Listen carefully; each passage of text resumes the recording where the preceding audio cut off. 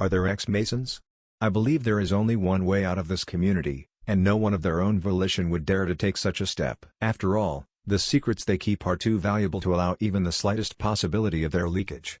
But it is different when a Freemason already knows of the imminent. In that case, he does not have to keep secrets. Hello all. Recently, a very elderly man came to the private clinic where my acquaintance works.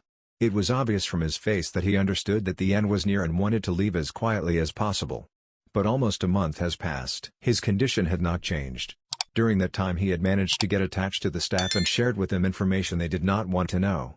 At one point they even thought it was simple nonsense, but he was too convincing. The old man told them that there was already an advanced civilization on Earth in the past. We think of it as unknown, but they are much closer to us than we think.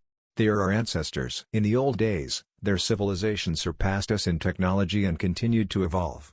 But one day something happened that we still fear today, a threat from outer space. The scientists of their civilization did not initially see it as a problem.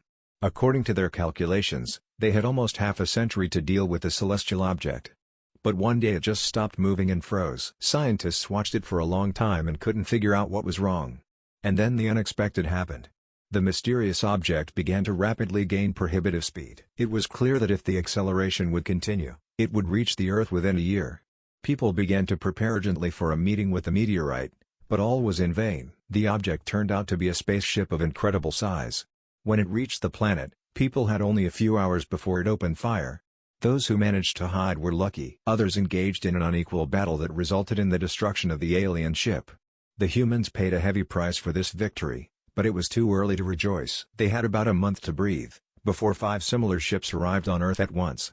After the first meeting with them, humanity understood that they had no chance against their civilization. Humans had already lost all satellites that could detect them. All they had to do was dig tunnels and go underground, hoping to simply wait out what was to come. The hastily created underground cities could shelter only a few % of all humans. For the rest, the unknown awaited. When the humans surrendered, one of the ships launched several beings to Earth, who modestly introduced themselves as messengers of God. They gathered all the remaining humans who had not had time to hide and loaded them onto their ships, then simply left Earth. Those who hid didn't risk leaving the shelter for several years. They didn't even realize right away that they were the last representatives of humans. But when food supplies ran out, they had no choice. They had to return to the surface. Little remained of civilization. There were scientists and engineers among the survivors, but their knowledge was not enough to bring back the past world.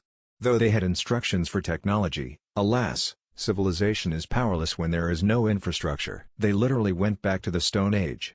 All they had to do was preserve and pass on knowledge for future generations. But at some point, some of the people decided that building paradise was too long and it was much better to rule in hell.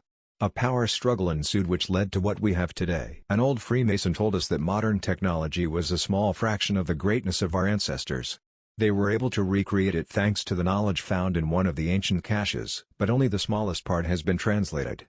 What do you think of this story?